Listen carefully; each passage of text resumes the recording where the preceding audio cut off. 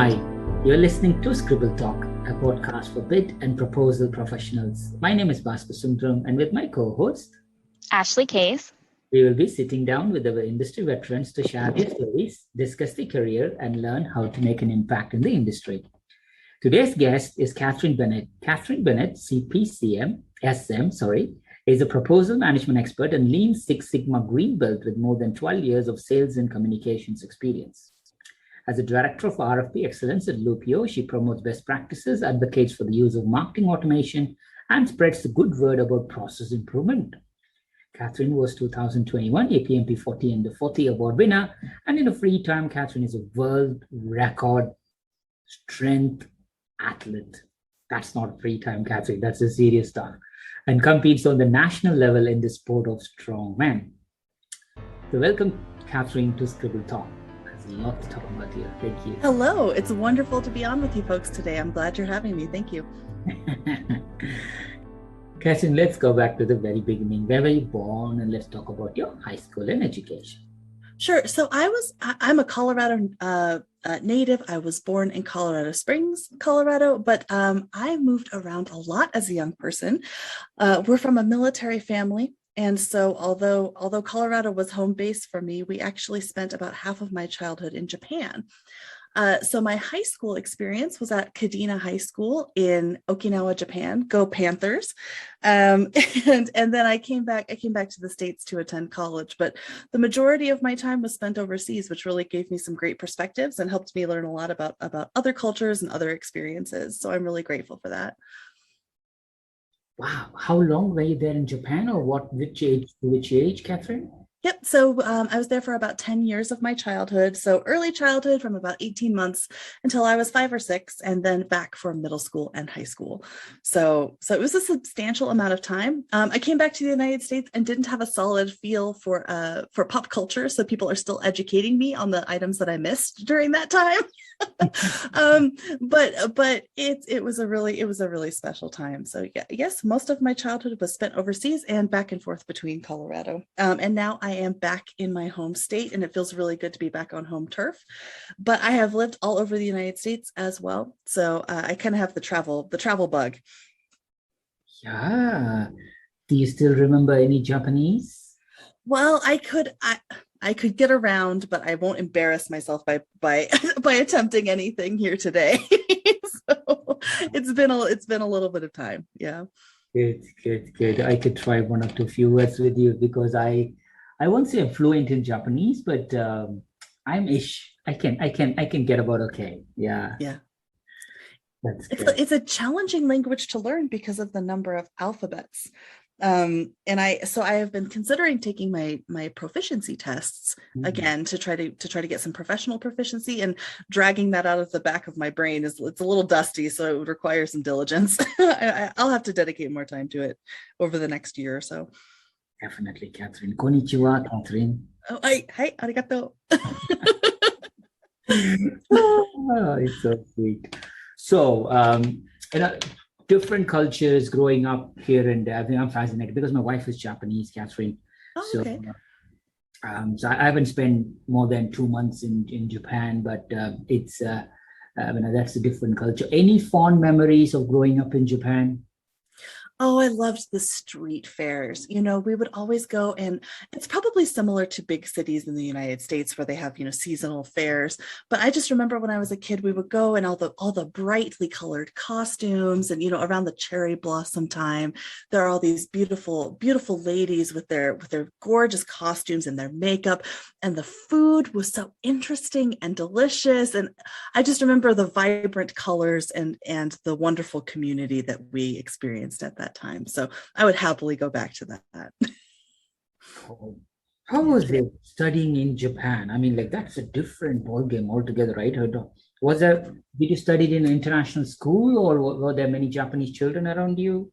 Right. No, so I did go to the United States school that was on the military base. So we did have a fair percentage of local students that were able to come in and join us on the base. And ultimately, it was just super, super diverse. We had a really wide range of folks from all parts of the United States, folks from international communities. So I would say, we definitely had a racial plurality and a lot of different cultures. And so coming back as a Caucasian lady to the United States and having that experience, it was really challenging for me to fit in with my own social group because I was accustomed to interacting more with folks from other cultures, and so I did struggle a little bit when I came back. But overall, it was a wonderful experience to get to immerse myself in so many different experiences. Wow, definitely. Yeah. So how was it? So you came back to Colorado after your high school, is it? Came back to Indiana, actually. So I graduated high school when I was really young, when I was 15. And then, so we came back to Indiana where my father had a job. And then my mom had to drive me to college for a year. So I stayed at home and took a few classes, had a job, and did some other stuff. And then, went off to Purdue when I was 16, and the rest is history. So I spent some time there and kind of launched my career off of that. So. Got it. So what was your very first job? My very first job. So let's pretend it wasn't the ones in the restaurants and stuff, because I want to talk to you about my very first actual professional job. So my background is actually in chemistry, if you can believe it or not. My undergraduate degree is in journalism and chemistry. And my first job ever was in a Department of Defense laboratory where we neutralized chemical weapons. And what do I mean by that is that we were processing VX nerve agent in a big chemistry factory, a big chemical plant. And what I was doing was testing the air to make sure that none of the dangerous chemical leaked out into the surrounding community. So I operated gas chromatographs, mass spectrometers, and liquid chromatography equipment. And I had to wear a gas mask around my hip in case the chemicals, got loose. It was very exciting and very thrilling, but also not what most people start off in if they're in proposals. Wow. I'm more embarrassed now because in my A levels here, I got 100% in chemistry, but I never went on to do anything with chemistry. But that subject choice, chemistry and journalism, why, Kathryn? Well, because I love the idea of being able to translate scientific concepts for the layperson, because I love science so much. And so I started off in physics, and that didn't really suit me. And then I found my love of chemistry. And honestly, I just continued to study it in college, because where else in your life do you get the chance to play around in a science lab like this, right? And so I spent my time doing that. And I just loved the idea of saying, if I can help folks understand scientific terms and understand scientific advancements so that they can enrich their own lives, I think that would be a pretty noble pursuit.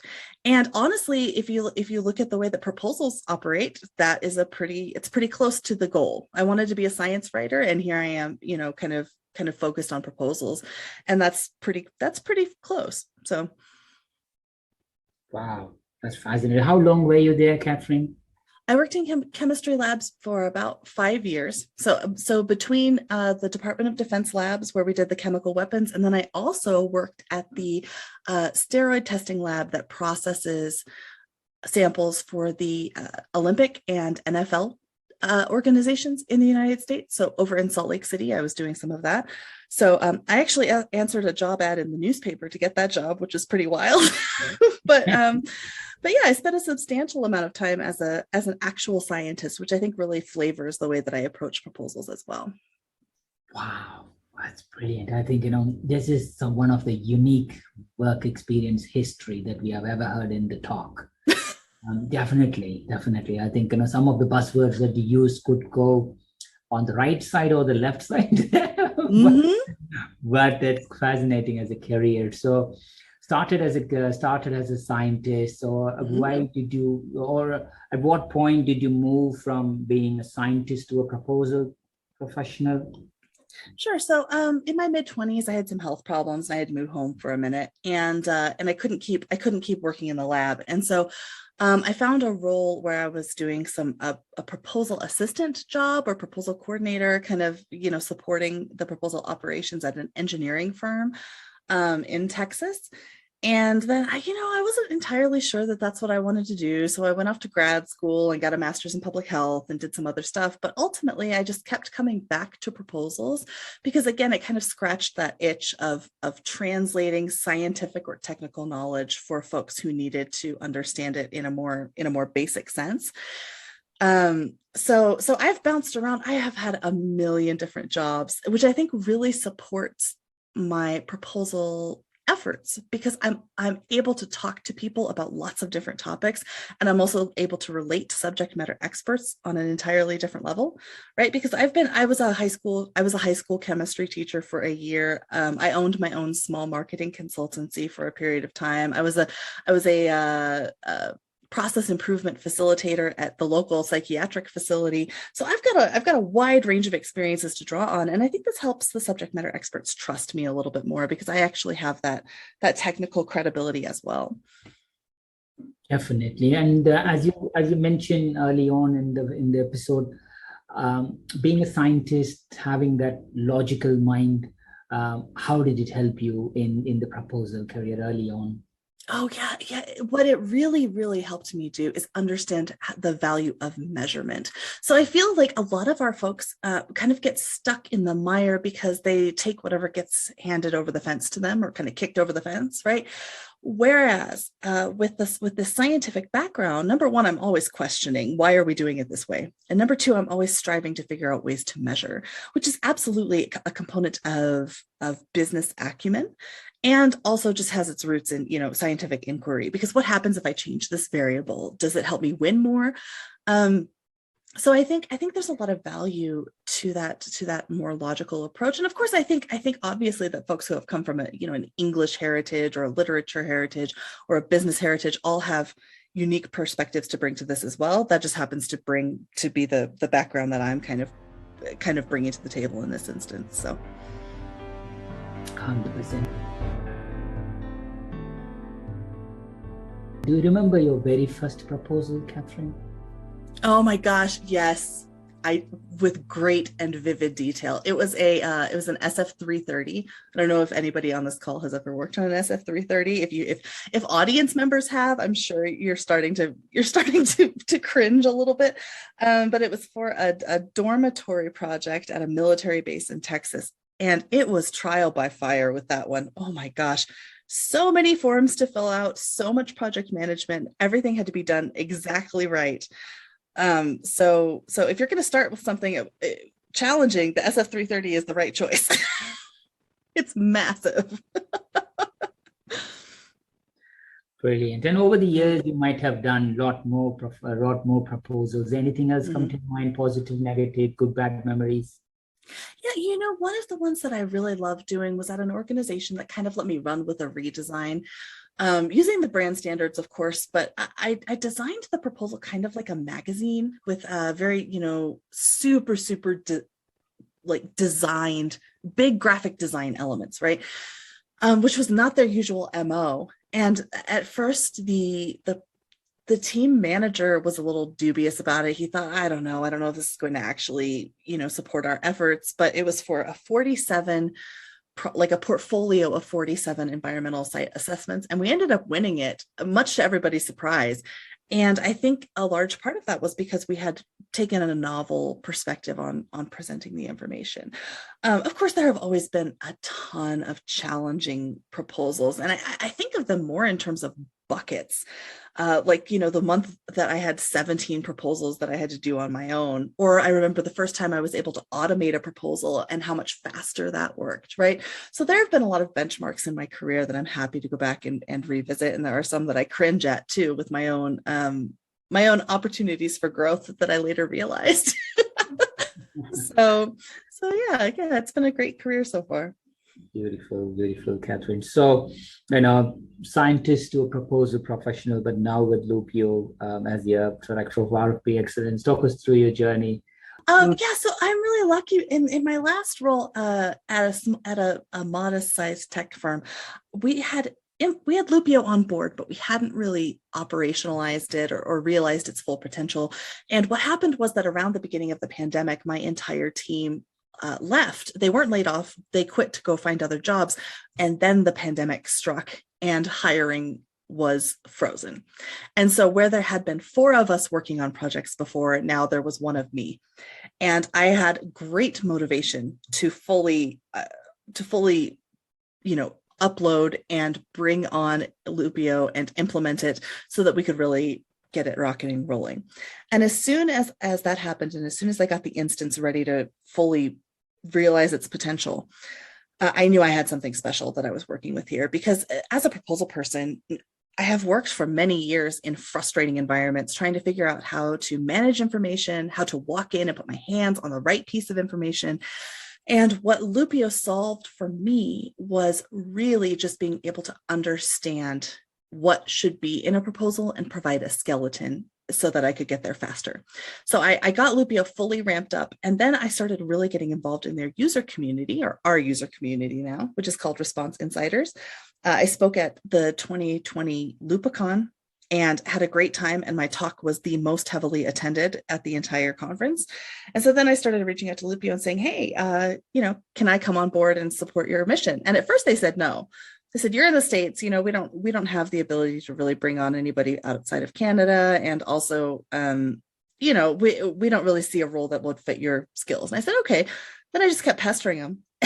And I kept talking to them and kept talking to them. And after a little while, we all agreed, and we came up with this Director of RFP Excellence. And now I sit in the customer success and customer experience side of the organization. And I absolutely love it, because what I get to do is support our customers in understanding the potential of Loopio and in bringing it to fruition. So it's been a little bit of a journey. I spent a long time, putting this bug in the people's ear at Loopio, but this first year has so far been an absolute success. I wish you all the more success, Kathryn. And I think Thank you. Really makes a big difference. I think we had this interesting debate with colleagues when we were looking at proposals in the 1990s, early 2000s, so the proposals that have been done. There was an interesting debate that maybe we have to leave it to the readers and to the wider. I mean, like, maybe we might do a lot more proposals today, but it was felt that the quality of proposals has come down over the years, because we used to do 5-6 proposals. Obviously, nothing was automated. Everything should be thought it through in piece of paper, in whiteboards, etc. But now, is technology actually helping us to do quality proposals, or we are simply churning more proposals? Was a very interesting debate that we had recently. Maybe we'll have it in a different talk later. But that's brilliant. I mean, like, there is always talk about what do you automate, when do you automate, and so on. But that's great. That's great. So, it is a really hot topic right now, and if you want to have that, I'm happy to join that discussion as we go forward, because I do see a lot of benefits and I do see a lot of risks if you're not managing the technology appropriately. You can't just act as though technology like Loopio is going to magically solve your problems. There has to be a process in place that supports the use of the software. Just like we wouldn't take a medicine maybe without improving our environment, or improving our diet, or improving our exercise regimen, right? We want to get the most out of something. We have to put it in the right environment too. So very good point. 100%, Kathryn. Thank you for sharing that.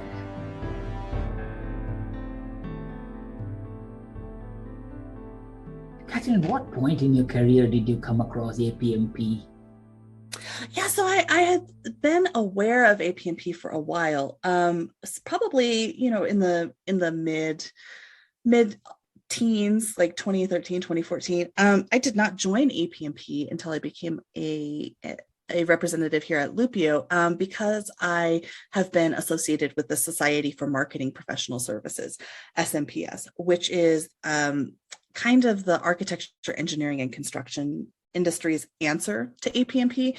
They have a certification called CPSM, which is what we mentioned earlier, Certified Professional Services Marketer.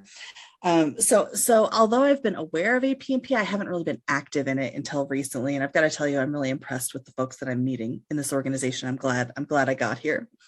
Totally. So do you have, first of all, congratulations on your APMP 40 under 40 2021. Thank you. That's nice. And have you done any certifications yourself, Kathryn? So I'm not APMP certified because, again, the CPSM, it would really be duplicating a lot of that effort. The CPSM teaches us a vast vast array of skills, one of which is definitely proposal management, proposal oversight. Despite the fact that I haven't personally invested in those certifications, I absolutely advocate for folks to pursue those.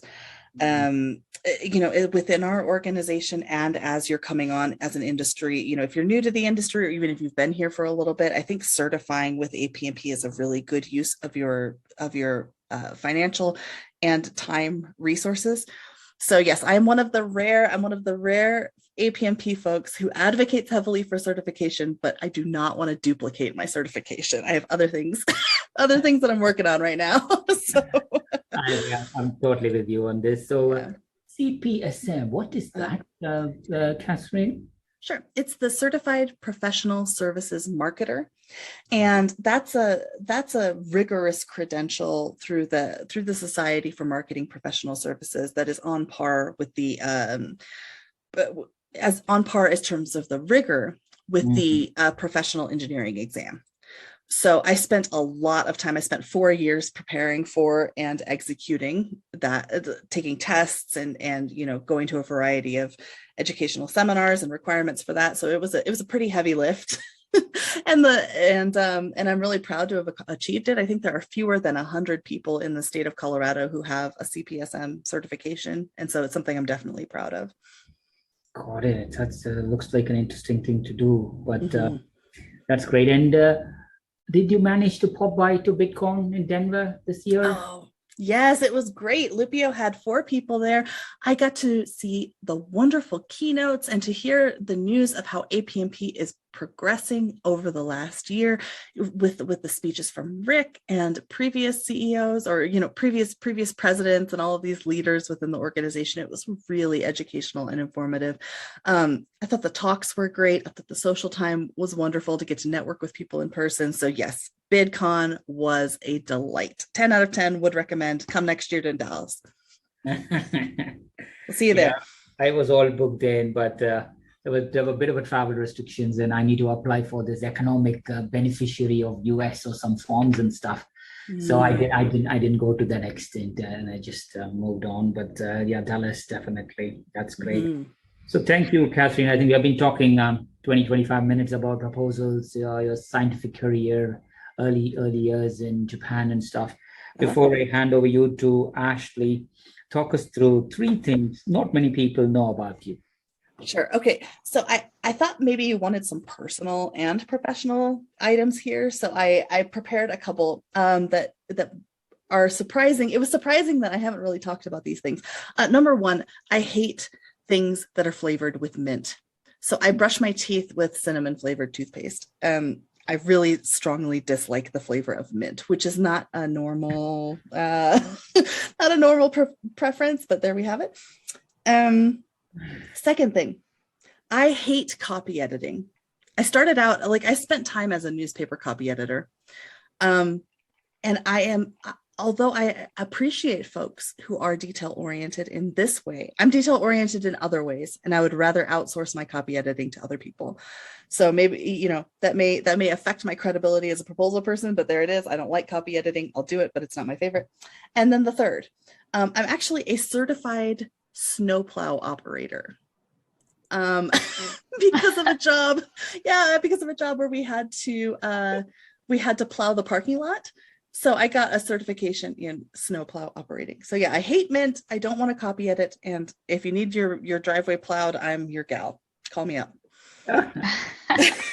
This is by far I think this episode is going to stand out, actually, don't you think? Oh, absolutely. Very, very unique response here, Kathryn. So I think, I'll hand over to Ashley, who will do a little bit deeper on hobbies and interest and all the random questions from you. Thank you, Kathryn. I'll see you at the end. Yes, it's wonderful chatting. Thank you.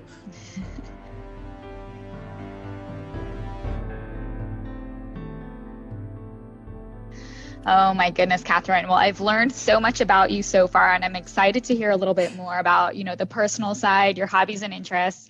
Let's start with one that I think if anyone follows you on LinkedIn, they know that you are involved with lifting very, very heavy things. So Mhm. can you tell us how you got into that and how that motivates you in some of the ins and outs of kind of that sport? Yeah, actually, so I started strongman training. So okay, I just want to be clear. I am a strong woman who competes in the sport of strongman, and I know that in our current inclusive environment, this doesn't really the nomenclature is a little bit disorienting to some folks. So I just want to be clear about that. So I started doing my strongman training back in 2018, 2019. And actually, and this is a topic that I'm pretty open about at work, but it's because I decided to stop drinking alcohol and to sober up. And so what I found, through my training in public health, which I have a master's in social and behavioral health, what I have found is that if you can add aspects to your life, instead of feel like you're taking something away, you're more likely to sustain the behavioral change. And so for me, the adding part was the weightlifting and the subtracting part was the alcohol. But I'll tell you what, I just really started to take a liking to the weightlifting and to the training. And I've been running with that ever since. And so I've been heavily weight training for about 4 years.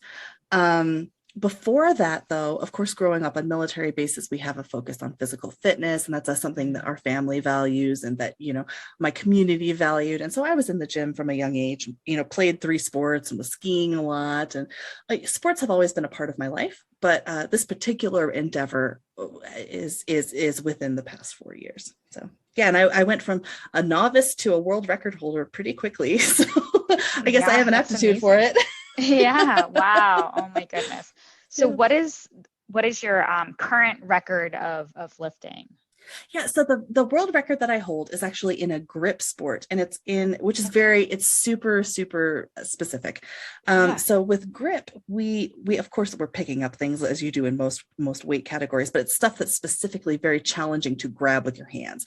And so I hold a world record in what's called the blockbuster, which is a 5x5 square piece of metal that we pick up and add weights onto. And I broke the record by about a kilo, which is, fairly insubstantial in the grand scheme of things. But also when you're picking up something on a 5x5 block, a kilo makes a really big difference. So yeah, that's where I hold my record. That's amazing. And yeah. Oh, wow.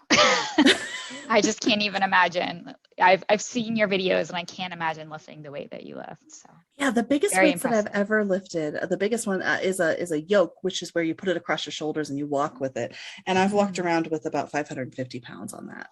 Holy cow. Wow. Yeah. My deadlift max is 475. So oh my goodness. Wow. Yeah, big weights. Big weights for sure. Strong personality, very exciting things. And I get it, probably gets your endorphins going and makes you feel really good doing all of that.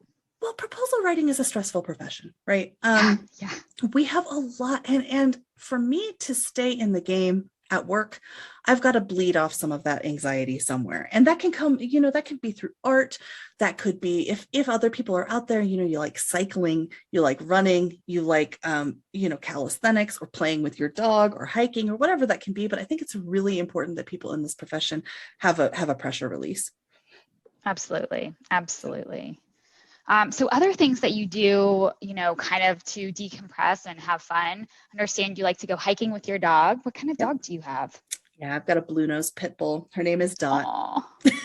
Oh my gosh. She's a lazy bones, but she's a very good girl. And we've been together. Yesterday was her gotcha day that I got her 5 years ago.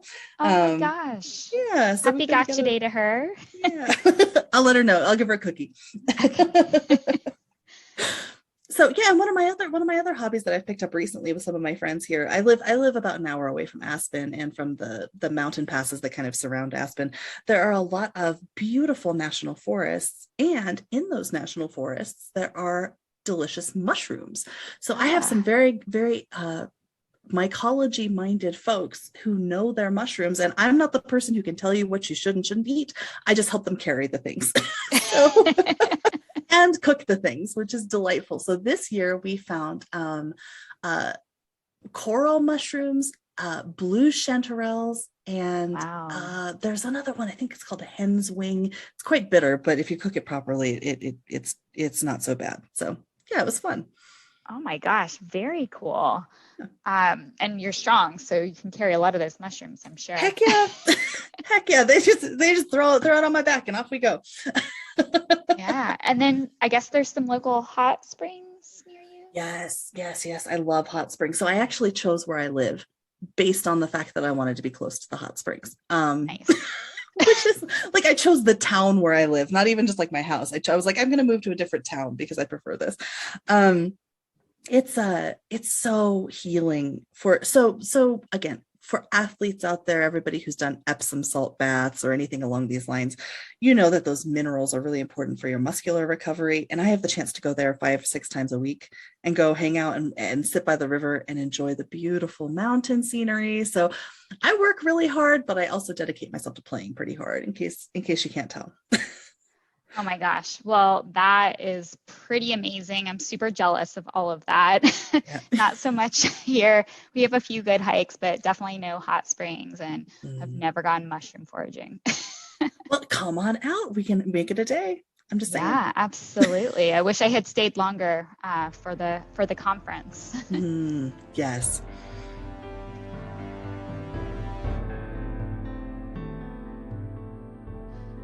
All right. Well, I'm going to mix things up a little bit. Okay, so if animals could talk, which would be the smartest? Oh, meerkats. Meerkats. Amazing. Because they network, right? I feel like they could find out anything you need. That's a great question. Which would you prefer to have as your roommate, a goat or a bird? Oh, a goat, because they would eat everything that fell on the floor. Ooh, you wouldn't need to vacuum anything. They'd be the best. Oh my gosh. If you were an artist, what would you paint on your first day? Oh, well, I actually am kind of an artist, and my favorite subject to paint is monsters. I'm obsessed with movie monsters. I love like classic horror stuff. So I would probably, if I were to sit down and paint today, I'd probably paint a monster. Oh my gosh. So many things. Like, you are probably the most fascinating person I have ever talked to in my life. It's because everything in the world interests me. Everything. Like, and you know what? You're allowed to be as curious as you want. One of the best books that I just read was a biography of the lady who created The Creature from the Black Lagoon. She's the only female movie monster creator, and there's all kinds of controversy because somebody stole her idea and tried to take the credit for it. So, and one time I actually worked with a horror movie producer down in Grand Junction, Colorado, and I did the movie makeup, and we did prosthetics where, like, you know, the blood would spurt out, but it was really chocolate sauce that was colored red, right? All that stuff. So we had all kinds of, I have a good time. Oh my gosh. Oh my goodness. Okay. So I know you're going to have a good answer for this one. What is the most useful invention of all time? Oh, you know, I would copy from Donnie Darko and say soap. That's a hard one to beat, because I would say soap and coffee probably changed the course of human history more than any other substances. So I'd say one of those two. Amazing. Yeah, very good ones. Yeah. And such a philosophical answer as well. Well, no, I didn't come up with the soap one. I just heard that and it really resonated with me. So I'll stick with that. Yeah, no, for sure. Okay. So what song would you play if you were at a party? Oh, Immigrant Song by Led Zeppelin. Nice. Yeah, because I mean, who doesn't want that intro from Thor Ragnarok? You know, like I would have a sparkly party like that. Yes. Love it. So what is the weirdest thing that you've ever eaten? I've eaten sea slugs in Japan. Yeah, they take scallops and they stuff them. They kind of like put the slug in the crease of the scallop. I cannot liken the texture to anything else. If you're out there and you want to try it, I highly recommend it, but I can't compare the texture to anything else. So you're going to have to give it a try on your own. Wow. Okay.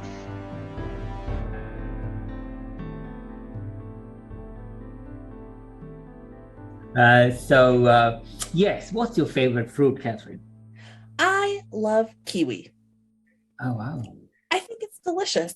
And I like the little seeds because they kind of crunch a little bit. And the color is 10 for 10. So yes, kiwi. Wow, that's good. Definitely. That's good. How many kiwis do you have on a week? I have like 2 or 3 in the house right now.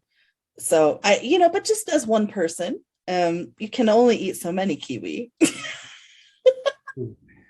I'm thoughtful about it. That's so true. As we are just about to enter the Halloween week now, so just a quick one. Have you ever attended a Halloween party? If so, what was your favorite costume? Oh my God, these are great questions. One time I was dating a gentleman who was 6'10".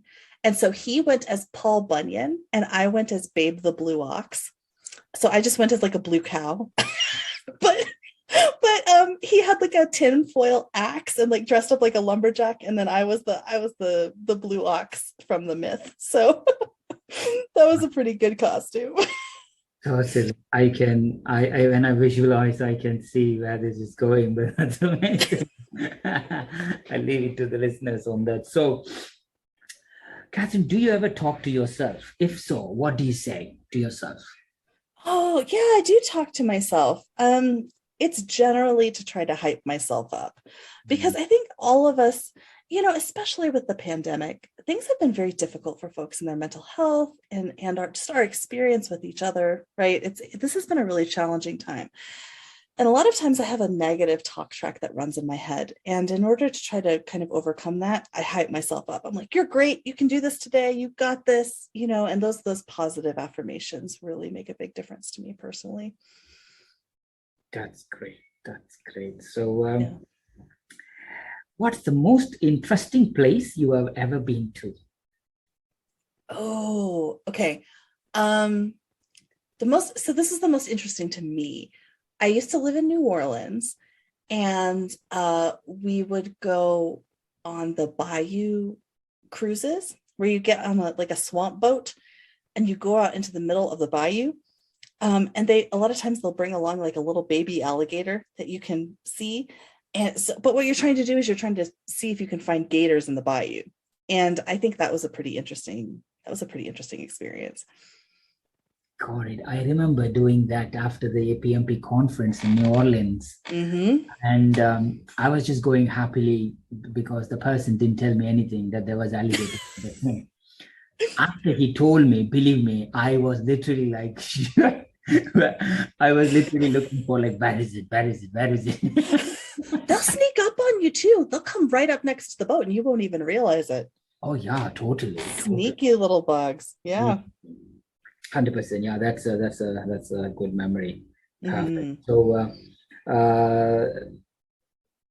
what would be the hardest thing in your life to give up? Oh, unequivocally weightlifting. Right. There's no way. Like, even I broke my foot earlier in the year.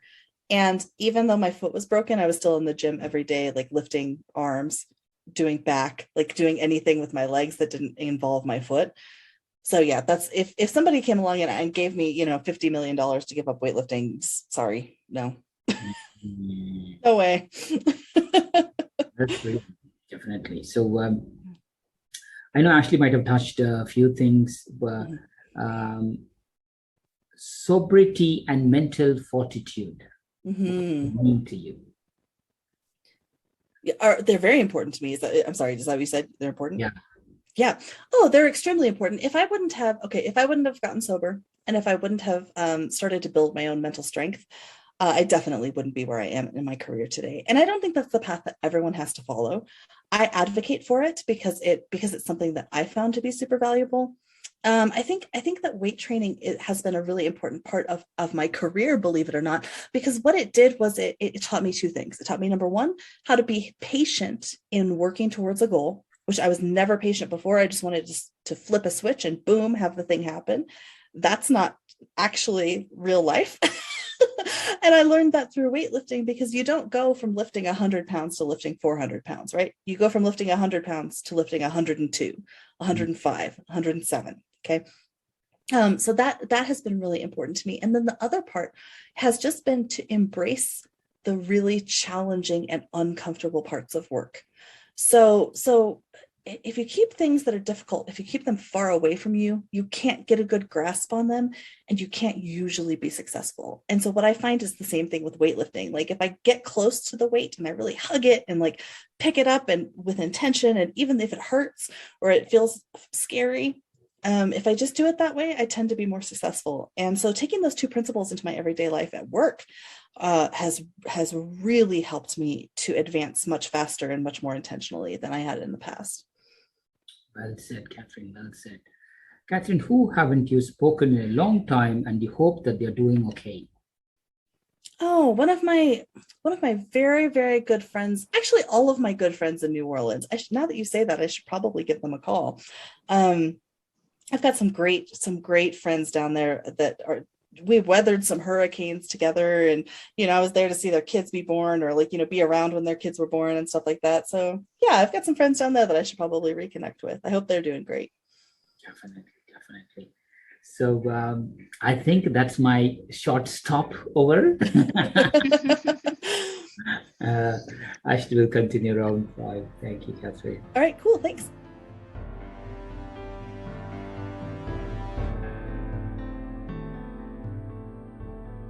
All right, Kathryn. So we have a few questions about gratitude. Yes. You've had so many amazing things that have happened in your life and in your career, and we're curious, who are those people who have been the most influential in both your life and career?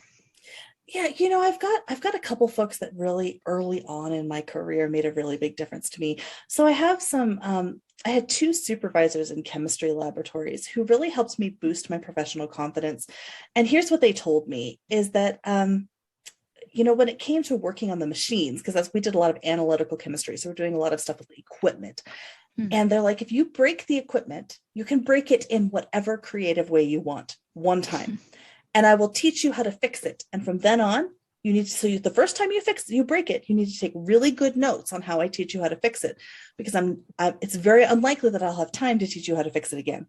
So I had these 2 men who were extremely knowledgeable in their field, really generous with their time, but also held me very accountable for making sure I learned from them. And I really appreciated that methodology, because it was kind and it was generous, and it was also directing me to learn. Yeah. Wow. It sounds like they were, amazing people to have in your early career for sure.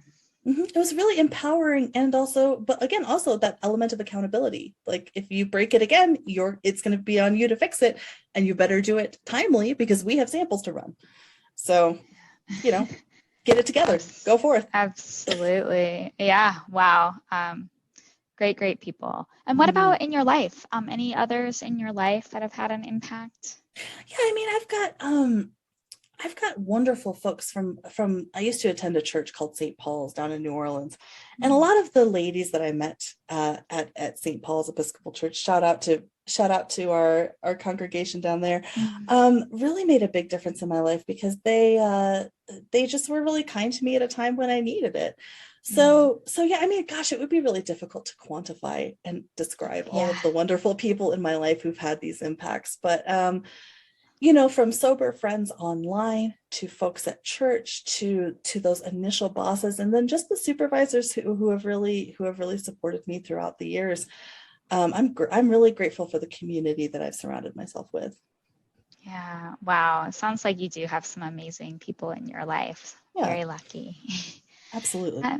So what have you observed lately that reminded you that people are good? Oh, at the APMP bid conference, and I'm not saying this just to pander to this particular audience, but genuinely, I mean this. I found so many folks who were willing to make really genuine connections, and who would take time and energy. And I think they were really directing it towards new people in the industry. And I found that to be really inspiring. If folks have a question, there's always somebody there to help you at this event. And I was really surprised. Like, I know the educational events, they have, the conferences and the sessions and all these things. But what I observed there was just a real generosity of spirit among those folks that inspired me, and really made me feel grateful. So yeah, that was a great experience. Absolutely. And just an amazing time for sure at those Mhm. conferences. So who is the kindest person you know? I have a friend named Tori. She is a student of public health out in Kansas, in Goodland, Kansas. Tori gives so much of her time. We're both in the LGBTQ community. She gives so much of her time and so much of her energy and so much of her personal story to the community in Kansas and to the community at large. And I see her just being so generous and so kind, and it's wonderful to see where she's going to go in her future. She supports young people in her community. She supports political action, and I'm inspired by her every day. Wow, amazing. Yeah. But what is one personal trait you like most about yourself? Oh, my tenacity. Mm. Tenacity. Yeah. Once I decide that I'm going to do something, you can't tear me away from it. Sometimes it takes me a while to decide what the thing will be. But like I say, I went and picked up some weights one day 4 years ago, and now I spend 2 or 3 hours a day in the gym and have protein shakes and watch YouTube videos about strongman like all the time. And you know what I mean? Like, if I decide I'm going to do something, I do it all the way. This is also sometimes not a great trait. Our biggest strengths are often our biggest weaknesses, right? So sometimes I misdirect my tenacity towards things that don't deserve it, but I'm learning how to navigate that a little bit more. Yeah, definitely. A lot of passion from you, and we can hear it in everything that you talk about, particularly those things that are really important to you. So I agree. It's an amazing trait about you. It's one of the things I love about you. Thank you. That's really kind. I appreciate that. Yeah, absolutely. So what is one common myth about our profession you would like to debunk? Oh, yeah, this is one that I thought about with some intention before we talked. I would like to debunk the idea that you have to be loyal to an employer that makes proposals difficult for you. Because proposals, yes, they are challenging. And I want everyone who's listening to this to know that it is possible to work for an employer that properly resources and supports the proposal function. There are a lot of people who are really loyal to companies that don't treat us well, and I think we've got to make that change. I couldn't agree more. Such a great point, and I see you post about this topic, and it's so important because I feel like some people maybe just don't know, right? And they feel stuck, and they're passionate, and they want to keep with it, and they don't know that it's not a good situation that they're in, and they can find better. Yeah, well, and especially in this, post office culture, we're now in the work from home era, which, by the way, I published an article about this in January of 2020 about why proposal managers should be allowed to work from home. And darn tootin', here we are, several months later. Yeah. Exactly. And I think that in this work from home era, and the fact that they laid off a bunch of proposal teams and now are trying to get those people back, go to the place that wants you. And if you are struggling at your organization, know that you don't have to struggle like that. There are other options. Yeah. Great point. And thank you for reiterating that on our podcast today. And I hope someone out there hears this and makes a good change for themselves. Yeah. You just gotta seize the opportunity. Absolutely. Go forth into your own wonderful future. For sure.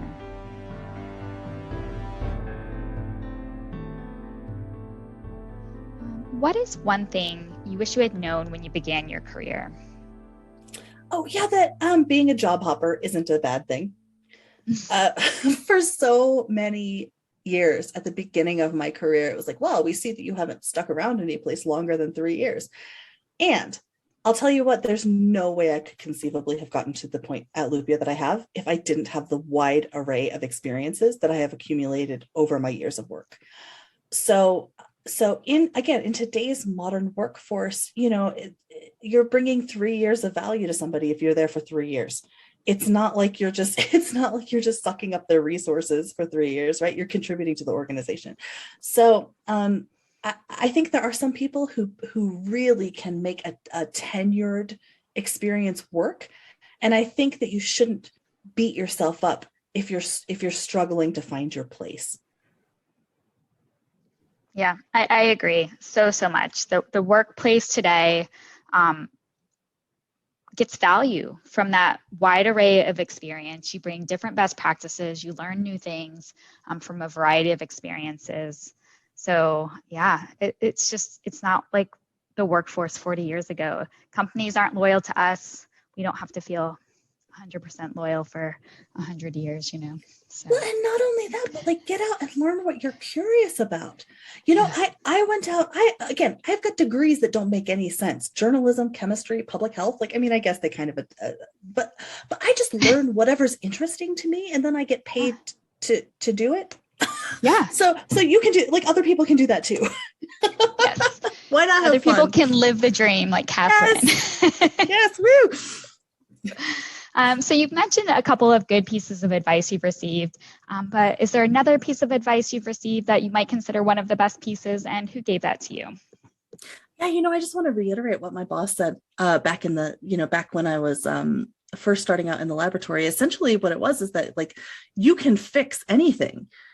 You can learn how to fix anything. So there should not be this stigma around failing, because unless you have some kind of malicious intent, or unless you're grossly irresponsible, your failures can usually be fixed. The fact is, though, that you're often the one who has to fix them. So you have to have the emotional and mental strength to make that happen, right?